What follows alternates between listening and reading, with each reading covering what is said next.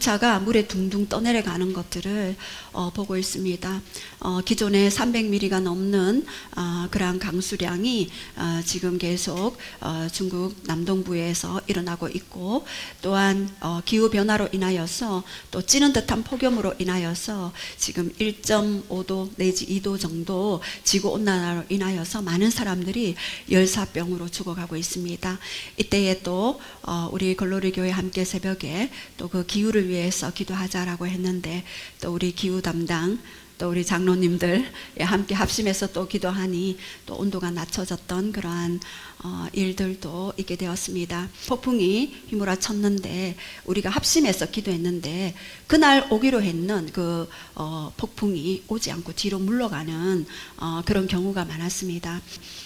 이렇게 우리가 변화하고 또 급변하는 이 시기에 우리가 어떻게 하나님 앞에 서 있는지, 또한 우리의 인생을 어떻게 그 고난들을 해석하며, 또한 우리의 인생 안에 방문하신 하나님, 빛으로 오신 예수님, 그리고 성령으로 찾아오신 그 예수님을 우리가 더 깊이 또 만나는 시간이 되기를 원합니다.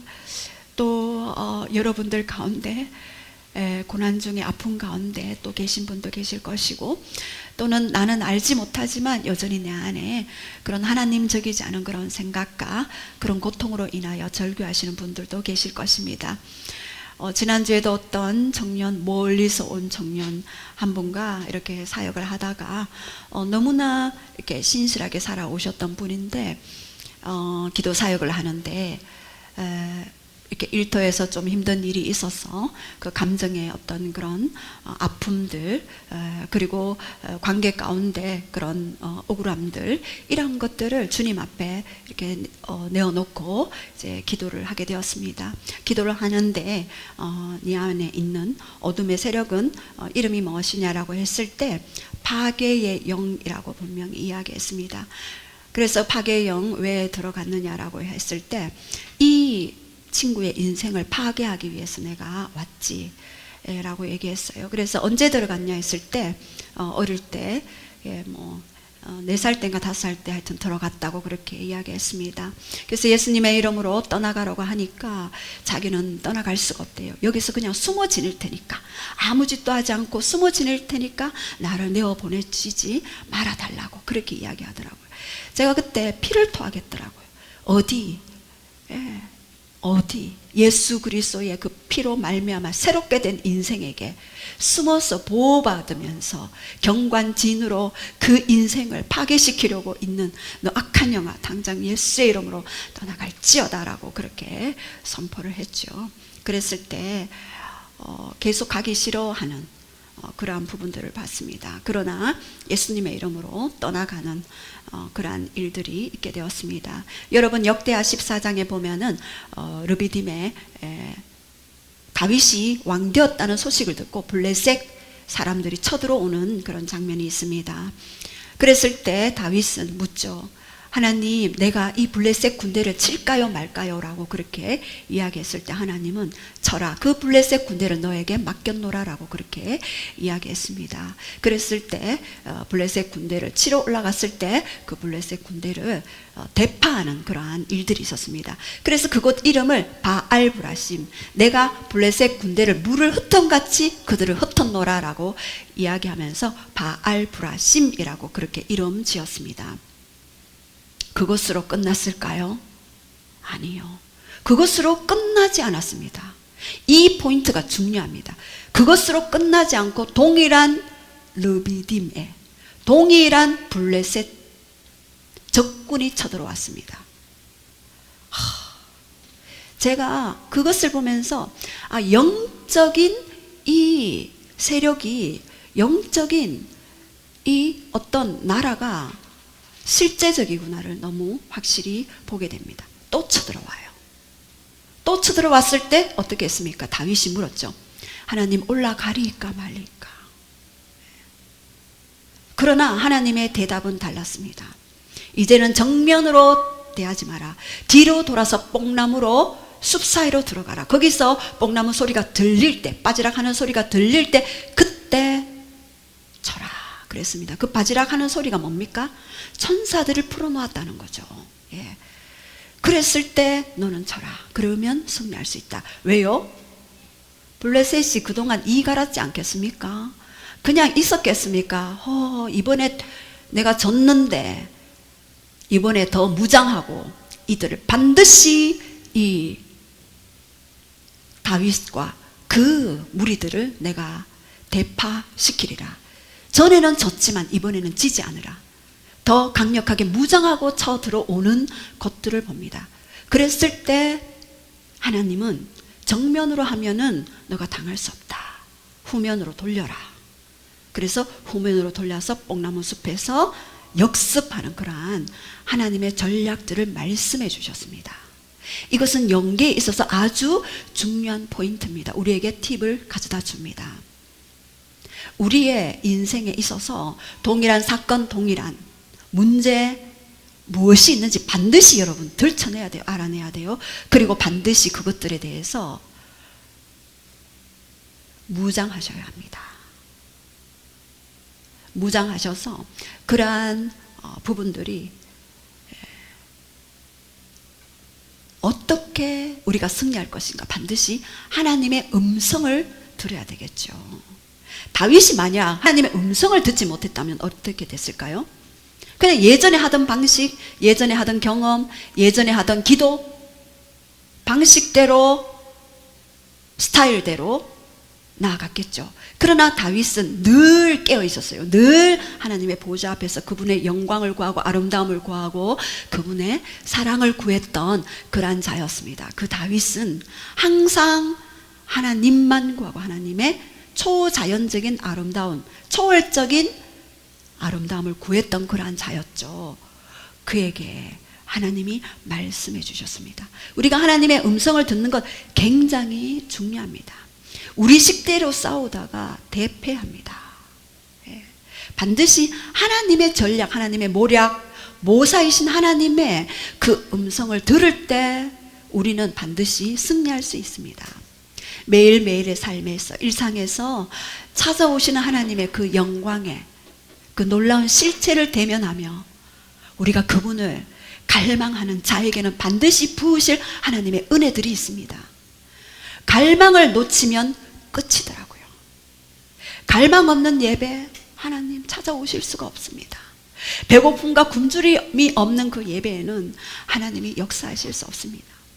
그냥 우리의 배고픔 약간 만족하는 그 정도의 수준이 아니라 우리는 하나님과 연합하여 이 땅에 하나님의 나라 킹덤을 이루어가고 지역과 열방과 죽어가는 영혼들을 주께로 돌이키는 위대한 사명, 위대한 미션을 가진 자들입니다. 그것이 바로 아담과 하와에게 주셨던 창조적인 명령이며 또한 우리에게도 동일하게 창조적인 원형을 회복하며 그 창조의 목적을 내가 너와 함께 회복하기 위해 이 땅에 두었다 라고 그렇게 말씀하셨죠. 우리가 어떤 하나님을 아느냐에 따라 어떤 삶을 살아가게 됩니다. 여러분은 어떤 하나님을 만나십니까? 저도 하나님에 대한 많은 오해들이 있었습니다. 육신의 아버지가 권위적이고 그리고 폭력적이고 했기 때문에 하나님에 대해서 너무나 그렇게 오해하며 살아왔습니다. 그러나 말씀을 통해 기도를 통해 보좌의 오름을 통해 하나님이 얼마나 선하시고 아름다운 분임을 알았기 때문에 제 인생에도 하나님의 그 선하심과 하나님의 그 아름다움을 늘 맛보고자 하고 그 아름다움을 풀어내고자 하는 그런 열망이 제 속에 꿈틀거리는 그런 부분들이 있습니다. 저는 별로 이 땅에 그냥 소망이 별로 없어요. 이 땅에 하나님의 그 놀라운 미션, 하나님의 그 사랑, 하나님의 그 왜곡된 그 마음을 가지고 하나님에 대해 오해하고 살아가는 자들에게 그들을 하나님께로 돌이키고 그들을 하나님께로 이끌고 제 이름의 주님을 위해 남은 여생을 주님 앞에 드리고 싶은, 때로는 연약한 육체 때문에, 때로는 여러 가지 삶에 성도들의 그런 고통과 그 아픔 때문에 함께 울며 함께 웃으며 그렇게 나아가는 그런 삶이 하나님께서 저에게 주셨던 삶이고, 저는 이 삶이 참 행복합니다. 그러나 여러분에게 분명히 말씀드리고 싶은 것은 블레셋은 반드시 다시 오고 있다입니다. 그러나 하나님의 그 놀라우신 보호하심과 역사하심과 더 놀라운 하나님의 그 기적도 여전히 일하고 계신다는 것이죠. 그 눈을 들어 하나님을 바라볼 때, 그리고 그 하나님의 말씀을 들을 때, 그 음성을 들을 때 우리는 이 땅에 하나님의 나라들을 펼칠 수가 있는 것입니다. 여러분, 지난주에 우리가 영적 호적 변화에 대해서 말씀드렸죠. 요한복음 8장 44절에서 어떻게 바뀌었다고요?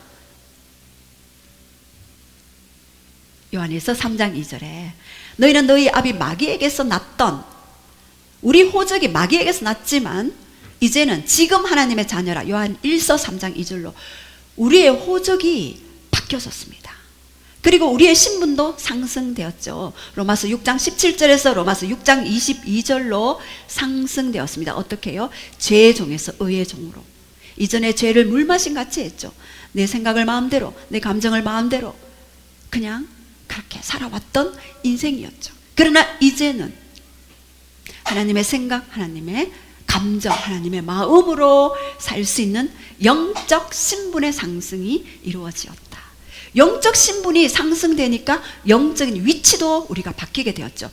에베소서 2장 2절에서 에베소서 2장 5절 6절로 바뀌게 되었죠. 어떻게 바뀌었나요? 이제껏 공중권세 잡은 자를 따라갔으나, 진노, 본질상 진노의 자녀로 살아왔으나 이제는 영적인 신분이, 위치가 하늘에 오른 자로 바뀌게 되었다라고 그렇게 말씀드렸어요. 그리고 영적인 견인자도 바뀌게 되었습니다. 이제는 내가 내 안에서 주인 되었는데, 에베소서 2장 2절, 공중권세 잡은 자, 2층층에서 내려오는 그 사단이 주는 생각들을 그냥 내 생각인 양 받아들이고 살아왔지만 이제는 영적인 견인자가 바뀌게 되었습니다. 누구로요? 성령님으로. 누구로요? 예수님으로. 누구로요? 하나님으로. 우리는 이 영적인 견인자가 바뀌었기 때문에 이제는 성령의 소욕대로, 성령님이 이끄시는 대로 우리는 살아야 할 그러한 신분 자체가 완전히 바뀌게 된 인생이 되어졌습니다. 이제 성령님께서 견인해 가시고 우리의 삶을 이끌어 가시는 그분께 순종하며 순복하며 살아가는데 반드시 말씀하시는 그 하나님을 만나야 합니다. 우리 고난의 때 승리하는 모략 3가지를 우리 함께 나눌 때, 고난의 때, 전쟁의 때 승리할 수 있는 방법은 제가 방금 다윗에게 주신 그 모략들 하나님께 묻고 해야 하는데, 이 하나님께 묻는 것은요 바로 하나님의 말씀을 듣는 것입니다. 우리 이사야 7장 7절을 우리 다 같이 함께 선포하시겠습니다. 시작. 주 여호와의 말씀이 그 일은 서지 못하며 이루어지지 못하리라. 예, 아람의 르시넌과 이스라엘의 베가 왕이 남유다 예루살렘을 이제 치려고 하자 히스기야의 그 아들 아하스 왕이 큰일 났다 싶어서 이제 누구를 부릅니까? 그 당시에 이사야 선지자를 부르게 됩니다. 그래서 이사야 선지자를 불러서 그렇게 하나님은 어떻게 말씀하시는가를 물었죠. 여러분에게도 이러한 연합군이 쳐들어올 때가 있겠죠. 그 이전보다 더 센 연합군이, 악한 영들이 우리의 삶을 공격할 때가 있습니다. 여러분, 그럴 때는 반드시 하나님의 말씀의 원리에서는 어떻게 말씀하시는가를 알아야 합니다. 평소에 우리가 하나님의 말씀의 원리가 어떻게 흘러가고 하나님의 일하시는 방식이 어떻게 흘러가는가, 우리가 매일 성경 큐티를 통해서 원리를 배우고 있죠. 이것은요, 매일 성경은 3년에 한 번씩 돌기 때문에 3년에 한 번씩 정독할 수가 있습니다. 하나님이 이 상황에서, 이 시대에 어떻게 일하셨는가, 어떻게 이 상황 가운데 하나님의 생각과 하나님의 아이디어, 하나님의 모략은 무엇인가를 볼 수 있는 것들을 이야기했습니다. 아랑 왕 르신과 르말리아의 아들이 심히 노할지라도 연기나는 두 부지깽이 같다. 누구 앞에서요? 하나님 앞에서. 부지깽이 여러분 압니까? 예. 옛날에 그 불 때울 때 부지깽이 재 아시죠? 예. 재와 같은 그러한 존재다. 그래서 그들은 주 여호와의 말씀이 그들이 연합군을 형성해 와도 그 일은 서지 못하고 그 일은 이루지 못할 것이다 라고 이사야 선지자를 통하여 말씀하셨습니다. 오늘날은 누구를 통해 말씀하십니까? 성령님을 통해, 말씀을 통해, 찬양과 기도를 통해 하나님은 우리에게 말씀해 주십니다. 이사야 37장 33절, 34절, 35절도 우리 한번 선포하시겠습니다. 시작. 그러므로 여호와께서 아수르 왕에 대하여 이같이 이르시되 그가 이 성에 이르지 못하며 화살 하나도 쓰지 못하며 방패를 가지고 성에 가까이 오지 못하며 흉벽을 쌓고 치지 못할 것이요 그가 오던 길 곧 그 길로 돌아가고 이 성에 이르지 못하리라. 나 여호와의 말이니라. 대저 내가 나를 위하여 내 종 다윗을 위하여 이 성을 보호하며 구원하리라 하셨나이다 하니라. 아멘. 예. 이때는요 히스기야 왕 14년에 아수르 왕 산헤립이 유다를 치러 올라온 그러한 이야기입니다. 이 아수르 왕 산헤립이요 이 성읍을 탈취하고 그리고 예루살렘 랍사게 자기의 신하를 파송해서 온갖 조롱과 멸시의 말을 쏟아놓습니다. 으하하하. 너희가 산헤립 그 왕이 왔을 때 아무도 그 왕을 이길 자가 없었다. 그리고 이길 수 있는 신조차 없었다. 너희 여호와의 신이 이것을 이길 수 있겠다고 생각하느냐. 온갖 조롱과 멸시의 말을 랍사게를 통하여서 그렇게 풀어놓는 것들을 봅니다. 그래서 항복하라라고 그렇게 이야기하죠. 이때 산헤립 왕은 또 다른 사자에게 편지를 주어서 유다를 또 위협하게 되는 것입니다. 이때 히스기야 왕은요 그 편지를 가지고 하나님의 그 성전에 올라가서 하나님 이렇게 조롱하고 산헤립과 랍사게가 이렇게 조롱하는데 하나님 어떻게 할 것입니까? 자신이 가지고 온 그 조롱의 편지를 가지고 하나님 앞에 올려드리는 부분들을 봅니다. 그때 하나님은 어떻게 이야기했습니까? 이 성에 이르지 못한다. 화살 하나도 이리로 쏘지 못하고 방패를 가지고 성에 가까이 오지도 못할 것이다. 그리고 흉벽을 쌓고 치지도 못할 것이다. 예전에는 흉벽을 쌓아서 화살을 쏘고 방패를 가지고 그 성을 약탈하고 그 성을 빼앗아 버렸죠. 그가 오던 길을 다시 갈 것이고 이 성에 이르지 못할 것이다. 나 여호와의 말이니라 라고 그렇게 이사야 선지자를 통하여서 이야기하는 것들을 보죠. 그 이유가 뭡니까? 내가 내 종 다윗을 위하여 이 성을 보호하며 구원할 것이다 라고 그렇게 이야기했습니다. 다윗은 어떤 사람입니까? 사무엘하 7장에 보면은 다윗과 언약이 있었죠. 내가 너에게 나라를 줄 것이고 너의 후손에게도 너의 나라가 견고하게 설 수 있도록 은혜를 부어주겠다라고 그렇게 다윗 언약을 말씀하셨습니다. 다윗 언약을 통해서 예수 그리스도가 이 땅에 오게 되셨고 이 예수 그리스도를 통해서 오늘 우리를 통해서 하나님의 그 다윗 언약이 유효하도록 오늘 우리에게 말씀하시는데 이 사무엘하 7장에 보면 이 다윗 언약을 말씀하신 그 하나님이 왜 다윗을 선택하셨을까요? 그 이유가 사도행전 13장 22절에 나옵니다. 이 다윗은 나와 마음이 합한 자다. 여러분 마음과 마음이 합하려면 어떻게 해야 합니까? 여러분 마음과 마음을 합하려면 어떻게 해야 합니까? 사부님 마음과 마음을 아내와 합하려면 어떻게 해야 합니까? 마음과 마음을 나누어야 되겠죠. 상대의 마음이 무엇을 원하는지 어떤 아픔이 있는지, 어떤 생각이 있는지, 어떤 고통이 있는지 나누어야 되겠죠.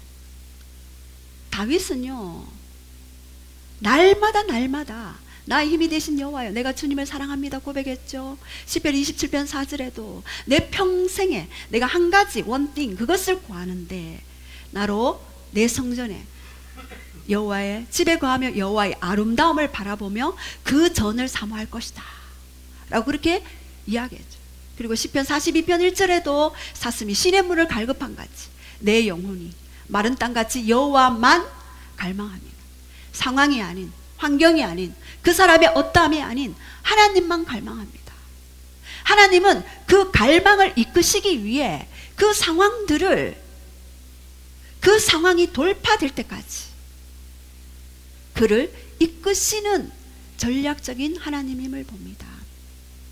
시편 84편 10절에도 주의 궁정에서 한 날이 다른 곳에서 첫날보다 나은즉 악인의 장막에 거함보다 내 아버지의 문지기로 있는 것이 더 좋다라고 그렇게 말씀하셨죠.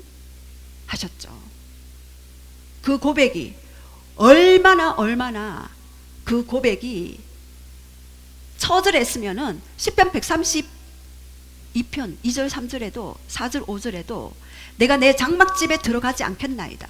내가 내 침상에도 오르지 않겠나이다. 내 눈으로도 잠들게 하지 않겠나이다.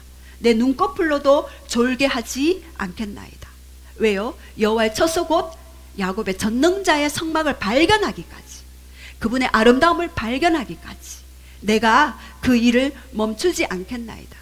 24시간 다윗은 기도했고 그 기도로 하나님은 다윗에게 온 나라의 왕국을 줄 뿐 아니라 모든 열방이 그 나라를 건드리지도 못할 만큼 강력한 군사력을 가진 나라로 다윗을 이끄셨습니다. 그 정도로 다윗은 하나님을 갈망했죠. 이렇게 마음과 마음을 합하는 자에게 주시고자 하는 그 언약의 그 일들이 놀랍죠. 아수르 왕 산헤립은 이 성을 치지 못할 것이고 내가 다윗을 위하여 이 성을 보호하리라 라고 말씀하셨습니다. 오늘 그 다윗의 후손 되신 예수 그리스도를 통하여 우리의 성은 보호될 것이며 이 성은 악한 영들이 건드릴 수 없다라고 그렇게 말씀하셨습니다. 우리 한국이 이전에 산으로 들러 기도하고 늘 하나님 앞에 부르짖었던 이 한국을 감히 북한이 건드릴 수 없도록 하나님은 강력한 보호막으로 진쳐주셨습니다. 기도는 보호막을 형성합니다. 너무나도 많이 보죠. 이렇게 히스기야 왕 때 다윗 언약을 기억하셨던 하나님. 다윗은 예수님 오시기 1000년 전의 사람이었고 이사야는 예수님 오시기 700년 전의 사람이었죠. 그 갭을 뛰어넘어 그렇게 하나님은 말씀하셨죠. 이렇게 하나님의 말씀을 들어야 우리는 살 수 있습니다. 말씀에는요 예언적인 능력이 있고 성격이 있습니다. 첫 번째, 그 말씀은요 믿음을 창조해놔요. 우리 로마서 4장 17절 시작. 기록된 바 내가 너를 많은 민족의 조상으로 세웠다 하신 것 같으니 그가 믿은 바 하나님은 죽은 자를 살리시며 없는 것을 있는 것으로 부르시는 이시니라. 말씀은요 믿음의 창조를 이루어내는 거예요. 없는 것을 있는 것처럼 불러내어요. 놀랍지 않습니까? 이것은 하나님이 태초에 하신 창조 사역입니다. 창조 사역은 무에서 유를 만드셨잖아요. 하나님이 말씀하시니 우리에게도 동일하게 없는 것을 있는 것처럼 부르신 하나님. 이 말씀은 창조적인 그런 권능을 가지고 있습니다. 그리고 믿음의 수능입니다. 이 말씀을 성취해 나갈 때 여러 가지 믿음의 조건들이 있습니다. 믿음으로 행하고 믿음의 말씀에 동의하고 그리고 믿음으로 싸우는 그러한 조건들이 있습니다. 그래서 디모데전서 1장 18절에도 시작. 아들 디모데야, 내가 내게 이 교훈으로서 명하노니 전에 너를 지도한 예언을 따라 그것으로 선한 싸움을 싸우며. 예, 사도 바울도 디모데에게 너에게 전에 너에게 준 그 말씀으로 믿음의 선한 싸움을 싸우라라고 그렇게 이야기했습니다. 왕하 5장에도 나만 장군이 나오죠. 나만 장군도 이 엘리사가 그 요단강에서 몸을 7번 씻을 때 너가 나을 거다. 나만 장군이 문둥병에 걸렸잖아요. 요단강에 가서 7번 씻으라라고 얘기했을 때 그것을 순종했을 때 그 말씀들은 이루어졌습니다. 만약 나만 장군이 5번 씻는다든가 또는 6번 씻고 또는 우리나라에는 다메스커스에 더 아름다운 강이 있는데 하고 듣지 않았다면, 순종하지 않았다면 그 일은 일어나지 않았을 것입니다. 여러분이 반드시 그 일터에나 어디에서 하나님이 주시는 그 말씀을 잡고 반드시 이 믿음의 선한 싸움을 그 말씀으로 싸워야 하는 것입니다. 이 기드온에게도 어떻게 했습니까? 기드온, 두려움이 많던 이 기드온에게 찾아가셔서 큰 용사로 부르시고 이 기드온에게 천사가 이야기했죠. 너가 가서 두려움 없이 바알 제단을 회파하고 그곳에 단을 쌓고 그곳에 희생 제사를 드리고 단지 300명의 병사만으로도 너가 싸워라라고 했을 때 어떻게 되었습니까? 기드온은 큰 용사로서의 그 부르심을 성취할 수 있었던 것입니다. 이렇게 말씀의 그 조건들을 이루어가는 그때 순응이 필요합니다. 믿음의 순복, 믿음의 순응 하는 것들이 중요합니다. 그리고 말씀이 성취될 때까지 믿음의 위기는 올 수 있습니다. 반대 상황이 올 수 있습니다. 여러분, 내가 이 말씀 받아서 너의 모든 민족의 조상이 될 것이다 했는데 아브라함은 아이가 없었잖아요. 또 내가 너로 큰 11집단이 너에게 절할 것이고 그리고 해와 달과 별이 너에게 절할 것이다 라고 그렇게 꿈을 줬지만 어떻게 되었습니까? 요셉은 바로 노예로 팔려가는 그러한 정황들이 벌어지게 된 것이었습니다. 만약에 그 과정만 봤다면 어떻게 됐겠습니까? 요셉은 실망하고 그리고 많은 사람들도 저 사람이 저렇게 비전을 받았는데 왜 저런 상황이 될 수밖에 없지라고 얘기하겠죠.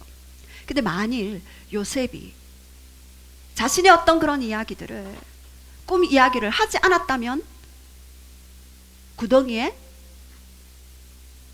넣어지지 않았겠죠. 형들에게. 또 구덩이에 넣어지지 않았다면 어떻게 했겠습니까? 애굽의 노예로 팔려가지 않았겠죠. 보디발의 집에 가지 않았겠죠. 보디발의 집에 가지 않았다면 보디발의 아내도 만나지 않았겠죠. 보디발의 아내에게 자신을 취하라라고 얘기했을 때 그 얘기를 듣지 않았기 때문에 감옥으로 갔고 만약에 그 아내의 얘기를 들었다면 감옥으로 갈 필요도 없겠죠. 그 인생은 거기에서 끝, 마감인 거예요. 그러나 끝까지 보디발의 아내의 그 유혹에 넘어가지 않았죠. 그리고 만약에 그 감옥에 가지 않았다면 술 맡은 관원장을 만나지 않았겠죠. 만약에 그 술 맡은 관원장이 제대로 요셉을 기억했다면 하나님의 정하신 때에 그 바로의 꿈을 해석하지 못했을 것입니다. 하나님의 정확한 타이밍에 하나님의 그 시간표 안에서 그 요셉의 삶은 반대 상황이 말씀과 반대 상황이 온다 할지라도 그 말씀과 함께 여전히 동행하는 그러한 요셉을 통하여서 온 애국과 그 주위의 나라들을 구원하는 총리의 자리에 설 수 있었던 것입니다. 이제 믿음의 결과입니다. 믿음의 상을 추구하라. 히브리서 11장 6절에 우리 한번 선포하시겠습니다. 시작. 믿음이 없이는 하나님을 기쁘시게 하지 못하나니 하나님께 나아가는 자는 반드시 그가 계신 것과 또한 그가 자기를 찾는 자들에게 상주시이심을 믿어야 할지니라. 예. 이 믿음이 하나님을 기쁘시게 한다라고 그렇게 이야기했습니다. 이 믿음은 뭡니까? 하나님과 나와의 깊은 관계 속에서 오는 깊은 신뢰이죠. 예. 우리 오집사님의 그 자녀가 우리 아빠는 결코 나를 버리지 않아라는 그 깊은 신뢰를 가지고 있는 것과 마찬가지겠죠. 이런 그 깊은 신뢰를 통하여서 하나님의 그러한 믿음이 없이는 하나님을 기쁘시게 하지 못하는, 믿음이 있어야 하나님이 받으시는 그러한 제사가 되어지는. 그래서 히브리서 4장 2절에 우리 한번 선포하시겠습니다. 시작. 그들과 같이 우리도 복음 전함을 받은 자이나 들은 바 그 말씀이 그들에게 유익하지 못한 것은 듣는 자가 믿음과 결부시키지 아니함이라. 예. 말씀이 저에게 유익되지 못한 이유는 뭡니까? 바로 믿음을 화합하지 못했기 때문입니다. 예. 나는 이 말씀 아무리 선포해도 이루어지지 않아라고 말씀하시는 그러한 경우들을 많이 봅니다. 그때는 바로 그 말씀에 내가 동의하며 화합하며 나아갈 때에 그 말씀이 실제적으로 성취되어지는 것. 안 되면 되게 하라.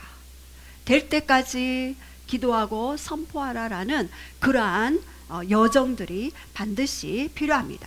이제 믿음의 창조, 말씀은 반드시 믿음의 창조를 가지고 옵니다. 그리고 믿음에 순응하며, 그리고 믿음의 위기가 올지라도 믿음의 결과, 하나님을 기쁘시게 하는 그 믿음을 가지고 함께 나아가는 그러한 자 되기를 축복합니다.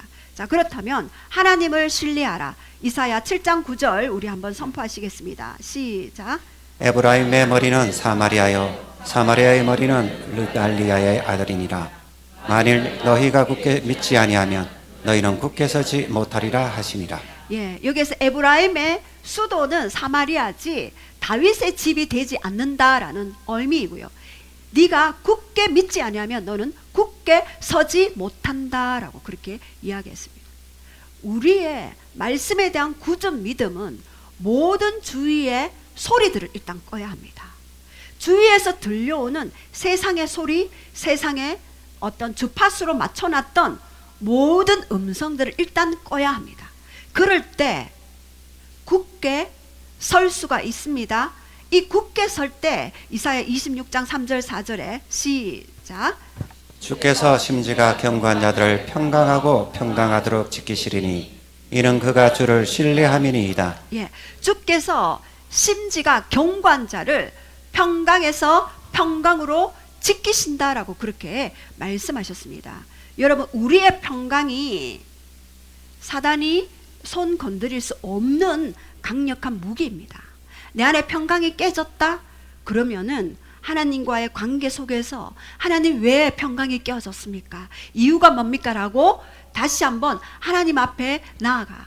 그 평강 안에서 하나님이 어떤 성품을 가지고 계시고 하나님이 얼마나 우리의 삶 속에 깊이 관여하고 계신지를 계속해서 깨달아 알아갈 때 우리는 평강을 유지할 수 있습니다. 그리고 모든 기도에 그리고 하나님의 음성에 쌓이는 바로 평강입니다. 평강을 통해 주님이 일하실 수 있는 사인이며 응답의 시기입니다. 내가 아직까지 어떤 환경과 그 말씀 속에서 이 평강이 없다 하는 것은 그것은 아직까지 그 시기가 오지 않았음을 이야기합니다. 더 깊은 평강 안에서 깊은 우리가 바닷속에 깊이 더 들어가면 들어갈수록 잠수함을 타고 가는 데는요 아주 조용하고 요동치 않아요. 수심 아주 깊은 곳에서는 요동함이 없습니다. 근데 내가 요동한다는 것은 분명히 어떤 부분에 있어서는 내가 영향력을 받고 있다라는 것입니다.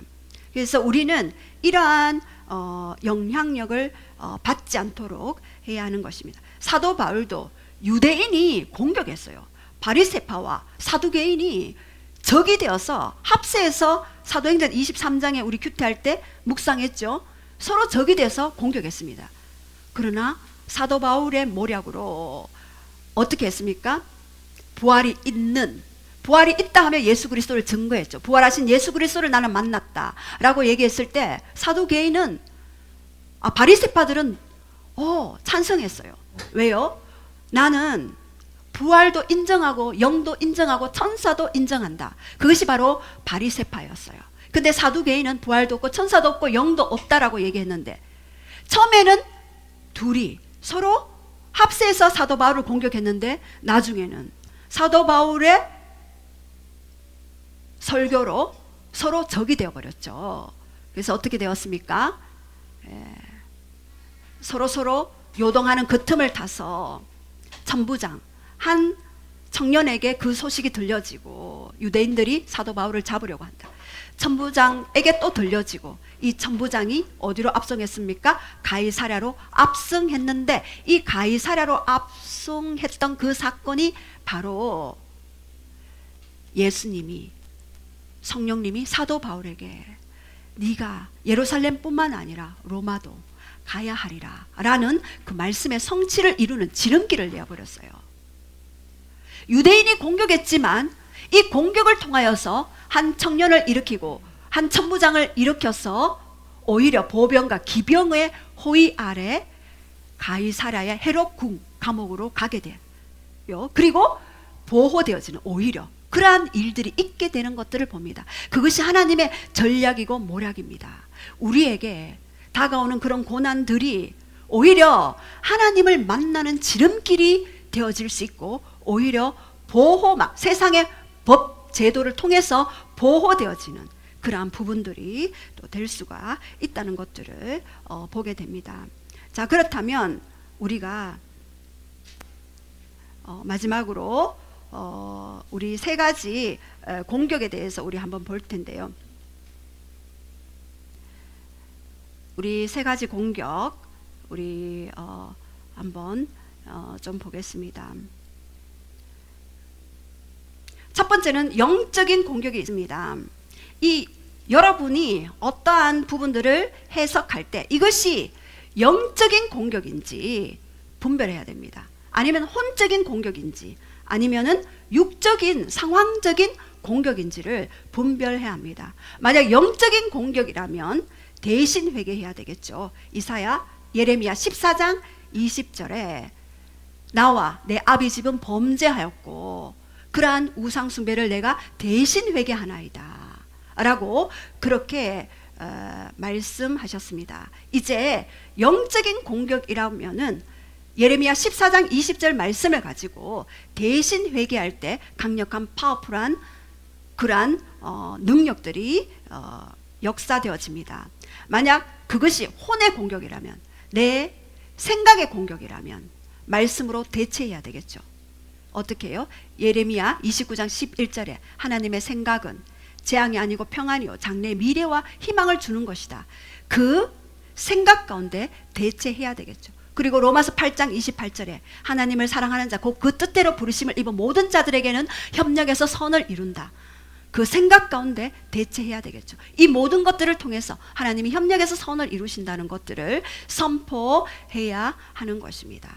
만약에 내 감정적으로 공격이 느껴진다면 그것은 왜 그 감정이 올라오는지 핵심 감정을, 분노면 분노, 아니면 낙담이면 낙담을 가지고 하나님의 보좌 앞에 나아가서 그러한 부분들을 직면하고 끊어내야 되겠죠. 그 파괴의 영이 들어간 것도 낙담했을 때 들어갔다고 얘기했습니다.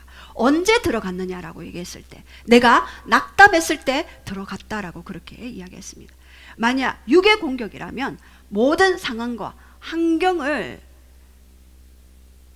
마태복음 16장 19절을 가지고 여러분 땅에 있는 모든 환경들에 대해서 묶임을 형성하는 것들, 예수의 이름으로 묶고, 그리고 땅에서 묶으면 하늘에서도 묶이고 땅에서 풀면 하늘에서 풀리는 그것들을 선포하면서 기도를 적극적으로 공격형 기도로 여러분 나아가야 하겠죠. 기도는 방어형 기도와 공격형 기도가 있습니다. 방어형 기도는 하나님의 그 말씀을 우리가 잡고 있지만, 공격형 기도는 그 말씀을 선포하고 명령하는 것이 바로 공격형 기도입니다. 자, 그렇다면 세 번째, 마지막으로 은혜의 징조를 구하라입니다. 여러분, 은혜의 징조를 구할 때 이사야 7장 11절과 이사야 7장 14절 우리 한번 선포하시겠습니다. 시작. 너는 내 하나님 여호와께 한 징조를 구하되 깊은 데에서든지 높은 데에서든지 구하라 하시니. 예, 또 14절 시작. 그러므로 주께서 친히 징조를 너희에게 주실 것이라. 보라, 처녀가 잉태하여 아들을 낳을 것이요 그의 이름을 임마누엘이라 하리라. 예, 이사야 선지자를 통하여서 너에게 이제 친히 징조를 구하라라고 했을 때, 이 징조는요, 처녀가 아들을 낳을 것인데 그 이름을 임마누엘이라라고 그렇게 이야기했습니다. 누구죠? 바로 예수 그리스도에 대한 징조를 말씀해 주셨습니다. 우리가 어떠한 일들 가운데 놓여졌을 때 우리는 어떤 사인과 징조를 구하는데, 그 사인과 징조는 누구입니까? 바로 예수 그리스도. 그분을 얼마나 내가 더 깊이 알아가기를 원하시고 그분과 얼마나 더 깊이 연합하고 교제하는지를 알 수 있도록, 그분은 임마누엘로 우리와 함께 하시지 않습니까? 임마누엘은 어떤 뜻입니까? 하나님이 우리와 함께 하신다. 함께 하시는 그 하나님에 대한 표적이 바로 임마누엘 징조입니다. 그것을 바로 이사야 때 예수님 탄생 700년 전에 벌써 말씀해 주셨죠. 이제 이 징조가 시편 86편 17절에 은총의 표적을 보이소서, 우리가 앞길이 보이지 않을 때 은총의 표적을 보여달라고 여러분 기도하십시오. 제가 여기에서 완전 부도 났을 때 여기 아무 건물이 없었을 때 하나님은 그 땅을 밟으면서 기도하라, 그 땅에서 예배하라 했을 때 동일한 음성을 들었던 몇몇 집사님들이 계셨어요. 컨테이너 안에서 기도하라. 컨테이너 안에서 3번 딱 예배 드렸습니다. 합심해서. 근데 이 말씀을 주셨어요. 은총의 표적을 구합니다라는 시편 86편 17절을 주셨고 우리는 예배하며 경배했습니다. 회복되게 해주세요 라기보다 무조건 하나님을 경배했어요. 그분을 높였어요. 3번 예배 딱 드렸어요. 보좌로 진입했습니다. 그 보좌에서 하나님의 아름다움을 구하고 그분의 영광을 풀어내었습니다. 그분이 일하실 것을 선포하며 그리고 강력한 그런 하나님의 아름다움을 구했죠. 그때 3번 딱 예배 드렸는데 길이 확 열리고 이 건물이 지어지는 일들이 있게 되었습니다. 은총의 표적을 구하십시오. 징조를 구하십시오. 그분은 바로 예수 그리스도. 그분이 지성소에서, 지성소는 뭡니까? mercy seat잖아요. 자비의 의자입니다.